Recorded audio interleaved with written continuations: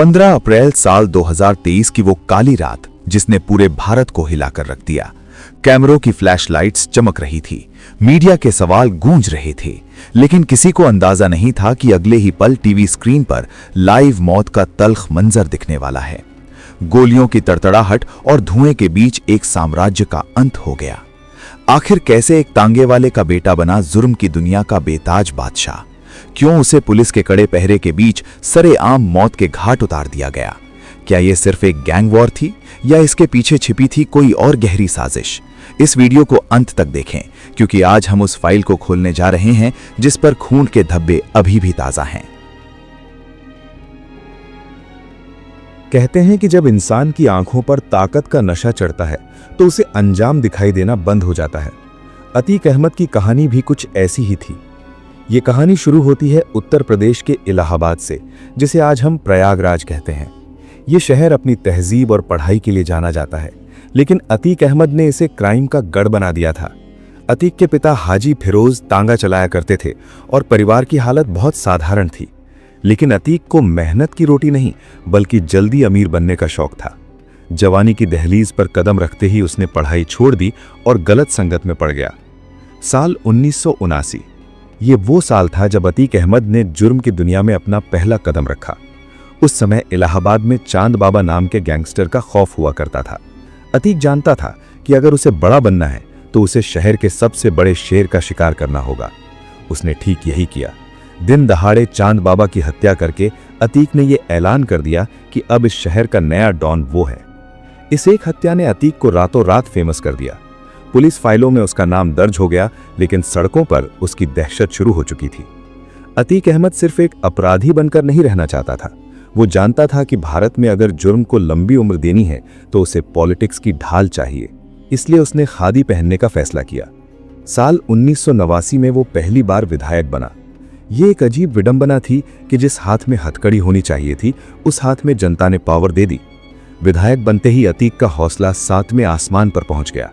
अब वो सिर्फ गैंगस्टर नहीं था, वो माननीय विधायक बन चुका था। पुलिस भी उस पर हाथ डालने से डरने लगी थी, क्योंकि अब उसके पास लॉ मेकर का ठप्पा था।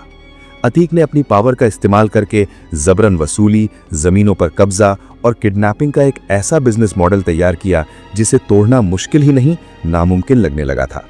उसके गुर्गे पूरे शहर में फैल गए और किसी की हिम्मत नहीं थी कि अतीक के खिलाफ एक शब्द भी बोले। अगर कोई बोलता तो उसे हमेशा के लिए खामोश कर दिया जाता। ये अतीक के राइज की कहानी थी, लेकिन उसे नहीं पता था कि पाप का घड़ा एक दिन जरूर भरता है। वक्त का पहिया घूमता है और साल आता है 2004। अतीक अहमद अब फूलपुर से सांसद बन चुका था। उसका रुतबा इतना बढ़ गया था कि वो खुद को कानून से ऊपर समझने लगा था। लेकिन इसी दौरान इलाहाबाद पश्चिम की विधानसभा सीट खाली हो गई। अतीक चाहता था कि ये सीट उसके भाई अशरफ को मिले, ताकि घर की पावर घर में ही रहे। लेकिन यहां एंट्री होती है एक नए चेहरे की, जिसका नाम था राजू पाल।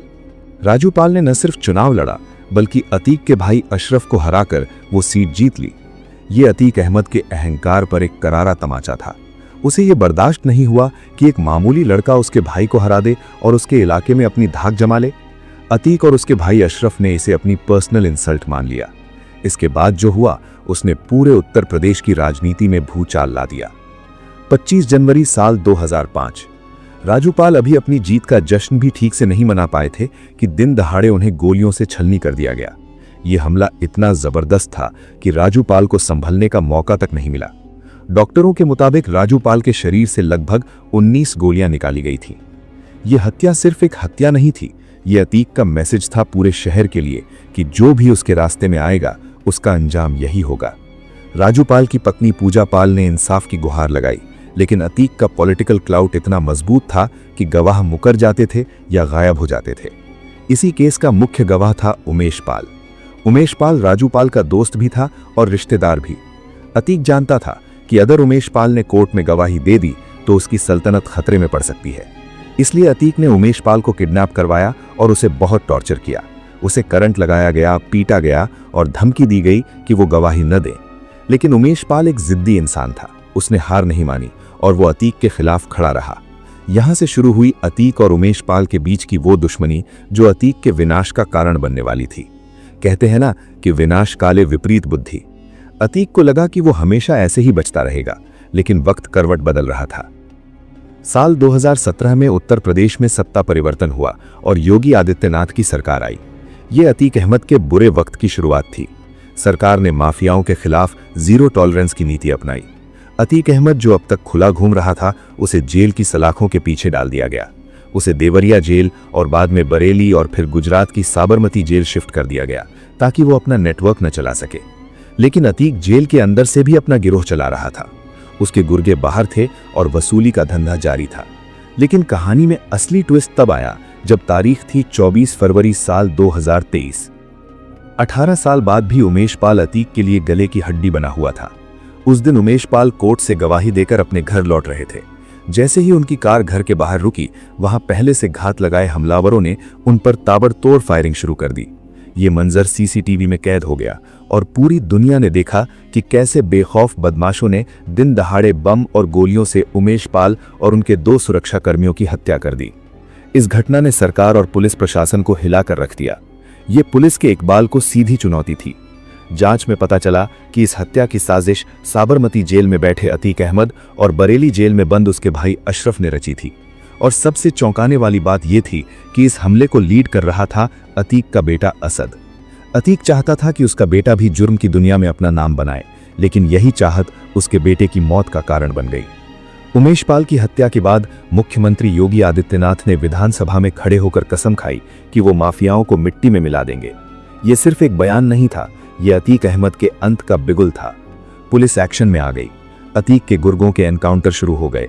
उसके घर और ऑफिस पर बुलडोजर चलने लगे। अतीक, जो कभी जेल में बैठकर बिरयानी की दावतें उड़ाता था, अब उसे अपनी और अपने परिवार की जान की फिक्र होने लगी थी। उसे समझ आ गया था कि इस बार उसका सामना किसी और ही मिट्टी के बने लोगों से हुआ है। तो दोस्तों, अगर आपको ये वीडियो पसंद आ रही हो तो सब्सक्राइब का बटन दबा दें। चलिए अब आगे बढ़ते हैं। उमेश पाल हत्याकांड के बाद यूपी पुलिस और एसटीएफ यानी स्पेशल टास्क फोर्स पूरी तरह से एक्टिव हो गई थी।